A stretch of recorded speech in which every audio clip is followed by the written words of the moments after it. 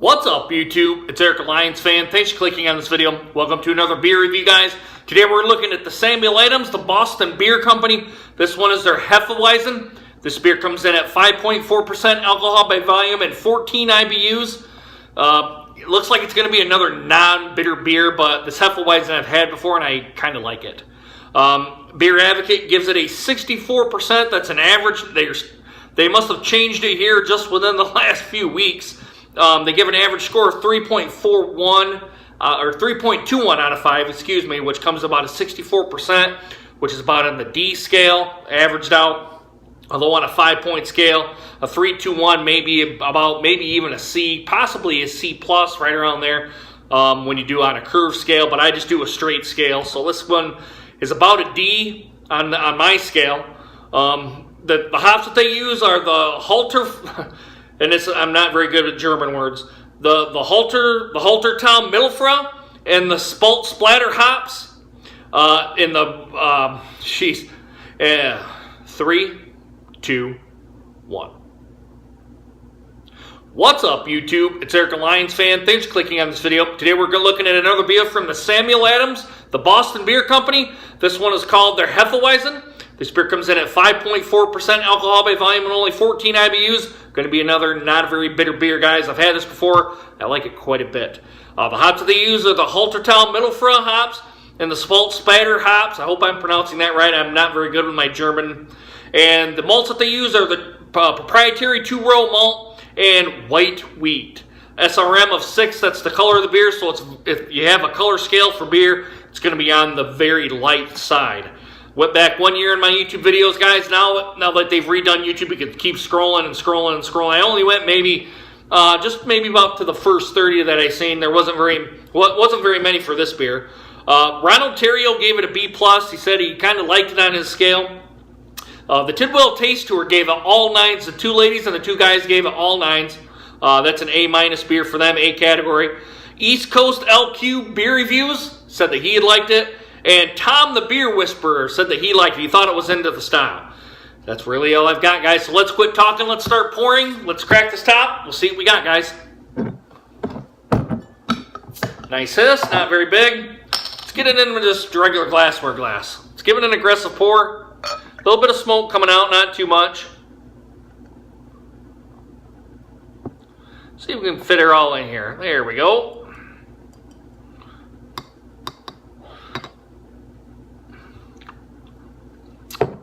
All right, guys, I'll bring it back to the light here. All right, the presentation is a white head, small to medium bubbles on the top, smaller on the sides. Now it's came down, 2-finger head pour. As I hold it up to the light, I'm getting a transparent look. I can see ascending bubbles coming up quite a bit, actually, in this little, my general glassware glass. I don't know if it's hazy or getting some hop haze, but I would guess it's to the translucent style. I can see right through it, but it's very, very hazy. It looks like you're maybe to the unfiltered wheat ale. I don't know how unfiltered a wheat ale is. I don't see any sediment inside here, but it does look hazy. I will give it that, but I don't see any sediment in here. But I'm getting a lot of bubbles coming up here, guys. Let's get a nose on it. Let's see what we got. Ooh, I'm getting the spices right away. Very, very spicy. Not to the point where you're like, man, this is going to be like a hot beer. You're just getting the spices from the Hefeweizen that they use to brew the beer. Getting bready malts, probably from their proprietary 2-row malt. Getting maybe some fruits like a banana. It's like a banana, like Tom the Beer Whisperer says. He says you get a lot of banana taste, and I'm getting it on the aroma as well. And that's pretty much it. Not getting any hops. None of the citrusy style. I can't even tell if there's even any earthy style hops in this beer. I can't tell that on the aroma. But a pretty nice beer, guys. It's pretty nice. Let's see if it tastes just as good as it smells. Bottoms up, guys. Cheers.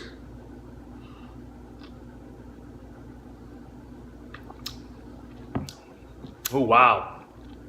Like I said, I had this beer before, and I like it a lot. All right, that first initial hit, guys, you're going to get spices. Now that I've swallowed, the spices are gone. You're getting the bready malts. bready kind of biscuity style malt. I mean, you can really tell it's a bready and a biscuity malt in this beer. Probably more than any other beer. You're getting wheat, like wheat bread. Some people say it's kind of a white bread taste. I've had wheat bread enough times. It's a wheat style bread. It is a wheat beer, so it's not surprising. I'm getting some of the fruity banana tastes on this beer, but they're subtle. They're not to the point where it's kind of overpowering the beer. There is a little bit of a carbonation burn, even with that kind of somewhat aggressive pour like I've done. You are getting some of the carbonation burn with this one, and you're kind of getting maybe a lot of burping when you have this beer.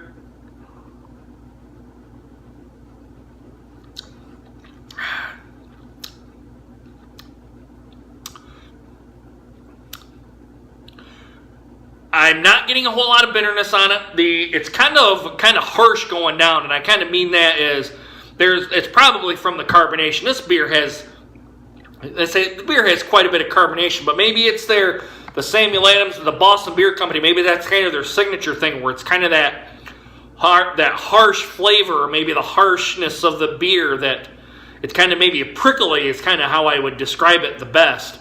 And you'll get it with a Boston Lager. You'll get it with maybe some of the other beers too. But maybe that's their signature kind of thing with their signature taste or signature flavor or anything like that. Like Miller products have their own signature flavor. Anheuser-Busch has their own signature flavor. To me, I get that. Even the Coors brand and Molson brand have their own signature style of flavors. This one is no different. I like it. It has a little bit of body to it at 5.4%. It's kind of right at that sweet spot for maybe some of these ales, the low ales, and maybe the lager to the lager style. It kind of hits that sweet spot. It isn't real thin. I would guess it's probably low medium. It would be my guess. It's not real to the medium yet. It's kind of a little. It's a little bit thin, but not really a whole lot. Goes down crisp. I mean, it'd be great for a hot day like.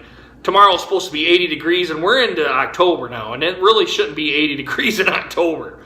But this would be a perfect beer, maybe middle of the day where you kind of want to sit back, relax.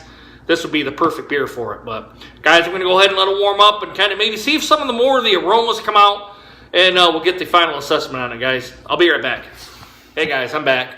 Had a little bit of a little production problem. My phone just came up and kind of blinked at me. It was kind of doing a low battery thing, but I already did the kind of final chug and all that sort of stuff, but a nice biscuity note with this beer. I also like the breadiness with it, the banana note, and the spices that come along with it. I think it's a very good beer. I would highly recommend getting this. I don't know if they sell it in a 6-pack or not. My guess is no. This one came in the summer pack, so I got to believe it's probably not going to be found in a 6-pack. If you can, it's probably going to be where the Boston Beer Company is, right around that. Right around that regional area for that beer. So, guys, I would highly recommend this. If you guys press me for a score, it'd be a 93, right at the top of the A- scale.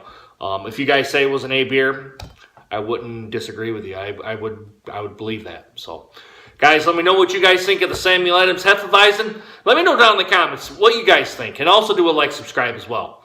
And also, guys, if you've had too much to drink, please get a designated driver. You guys should know my spiel by now.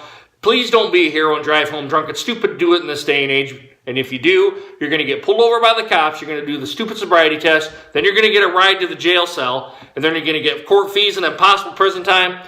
And then if you hit or kill somebody, you guys, you're going to get a hell of a lot of prison time for that. And if you kill yourself, all you've done is hurt your family and friends, and they've had to put you 6 feet under. So just sleep off your buzz and get your car the next day. Have somebody take you back, even if it's getting a taxi or an Uber or something like that. It's just stupid to do it, okay? Just sleep off your buzz and get your car the next day, all right? As always, guys, I hope you guys enjoyed this video, and hope to see you guys again soon. Deuces, guys.